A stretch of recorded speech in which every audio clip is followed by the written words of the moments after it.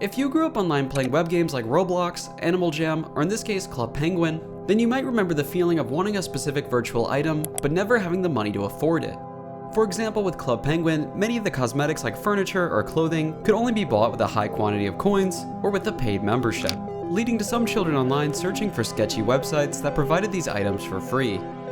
Well, in today's video, I'll be telling you the story of one of these websites that promised people free Club Penguin items, but instead resulted in them downloading a virus that would encrypt their files and steal their information.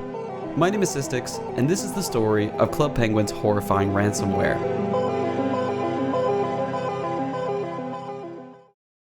If you played Club Penguin growing up, then you probably remember it being a decently safe platform, and for the most part it actually was. But with this in mind, our story takes place in 2010, where online safety around the computer wasn't as developed as it is today. For many kids online who played Club Penguin, the website itself was a great place to spend time. However, because many of the items people actually wanted were placed behind a paywall, this led to several children searching the term free Club Penguin membership. By typing this on the internet, your browser would show you a variety of options, but the one we'll be looking at today was the website freeclubpenguincoins.com. According to the website, in order to get your coins or membership, all you had to do was download their version of Club Penguin, and you'd receive the codes in your email to redeem your prizes on the official platform. Sounds like a win-win, right? Well, obviously no. But between trusting this sketchy website or going back to Club Penguin penniless, many young kids decided to take the gamble. The first thing you'd see when opening the fake Club Penguin was a server menu. Now, despite the three options you were provided, the only server you could actually open was the middle one, and you'll see why very soon. Upon entering the game, your penguin was placed in a lobby full of people. What you didn't realize at the time was that none of these players were actually real. Every message and movement around you were all programmed by bots to create the illusion of a vast multiplayer experience. In reality, the virus you installed in your computer was saving your files in the background to be used as collateral against you later. Now, aside from that, this fake version of Club Penguin did actually have some games you could play. Basically, in order to obtain the codes for free coins or a membership that the virus promised, you would have to earn them by playing these mini-games, almost similar to the actual website. The first game you could play was this weird penguin-style Frogger, where you jumped across icebergs to cross the ocean. At the beginning, the game looked pretty normal, but as time went on, you would start to notice the appearance of shark fins in the water around you. After this, if you missed a jump or waited too long to move forward, your character would fall into the water and be eaten alive. The next game you could play was a memory game where your penguin watches a TV and has to track the programs, similar to Simon Says. This could be a picture of a dog or a plant, and all you had to do was remember the order of the images. The unsettling part was that some of these pictures could be eerily symbolic, asking you to remember things like hunger or regret. Now, most likely what happened was these photos were a result of a mistranslation, but nevertheless it was still pretty weird. Now, if you wanted a game that looked more like the original Club Penguin art style, you could choose between two options, either the sled game or the ice fishing game.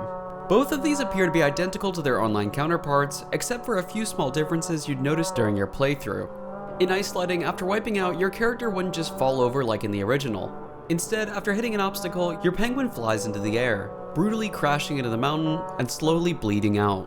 The other option, of course, being ice fishing, also looked pretty normal on the surface. The gameplay was just fishing, but for some reason anything you caught would be disturbingly realistic, showing photos of real fish or other creepy things you could find in the water. Finally, the game that most people enjoyed and the reason you were here in the first place, that being the jackpot minigame. All you had to do for this game was spin a daily reward style prize wheel, and you would receive the items you were promised from the website. Of course, because this game was a scam, whenever you'd spin the wheel, your prize would always be the biggest reward possible. What's even creepier about this game is that it took place in an actual lobby where other players would watch you spin. After winning, other users would begin to send messages like, "I wish I got that," or "What a crazy win," to give the illusion that you weren't being scammed. What was also strange about this particular minigame was that you also had the option to just walk out of bounds, letting you explore an area that was obviously never intended to be accessible. By doing this, if you keep walking far enough, you can find a message that appears to have been written by one of the programmers of this malware. On the floor of the ice are words warning the player to back up their files before it's too late. Now, was this written by someone who didn't feel comfortable with what they were making? Or is this just another layer of someone messing with the player who downloaded the virus? Either way, I thought this little Easter egg was a bit interesting. So between these different minigames and the bots you could talk to, this fake version of Club Penguin would keep you occupied. But you might be curious, why would a malware go so far to create an elaborate world just to steal your information? Well, that's where the real danger of this program actually showed itself. Unlike other ransomware and immediately locking you out of your files, free Club Penguin coins would run in the background, collecting as much information as it could with something called keyloggers, a tool used by hackers to record your keyboard inputs so they can get your personal information. You see, if the malware immediately activated and locked you out of your account, it would only have access to a few files. But instead, by remaining hidden, the virus could build a catalog of information all without you ever realizing it. However, while this seems disturbing at first, the actual worst of this program has yet to come. Slowly, creepy symptoms would begin to show themselves. Maybe your cursor would start to shake without you moving it, or maybe your computer fans began to run more frequently than usual. Either way, once these signs were apparent, your computer would already be infested. Suddenly, your device would restart itself, and that's when you'd realize the program you installed was not actually safe. After booting up your computer, your wallpaper would be changed to an image saying, "Oh no, you downloaded a virus," along with the countdown until all of your files were deleted. Right next to the message, you could see a disfigured Club Penguin avatar and a puffle with bloodshot eyes. At the bottom of the message was a URL that you would contact and send money to recover your files from. Otherwise, everything you owned would be deleted, resulting in your computer being locked forever. You see, one of the funniest and most horrific parts about this program was that in the background of every game you played, coins came at a price you didn't realize you were paying. Every time you missed an iceberg or forgot a picture in Simon Says, a new file would be corrupted or encrypted in the background. Every time you died, you'd respawn, but at a price. It could be a photo, it could be an email, but nothing in this game was ever actually free. Of course, with a computer virus this dangerous, along with the high quantity of gullible children on the internet, it didn't take long for rumors of this malware to start circulating online. Parents began spreading the word about a dangerous Club Penguin computer virus. On Facebook, people began to post the phrase "never download CP" along with photos of Club Penguin characters as a way to warn other families. You see, because Club Penguin was purely browser-based, there would never be a reason for you to actually download the program. Hence the hashtag #Don'tDownloadCP gaining notoriety. After this backlash from the community, and an online investigation to go with it, the website freeclubpenguincoins.com was taken down permanently, leading to the virus also being contained. Today we're in 2026, and computer safety is much more prominent than it's ever been before.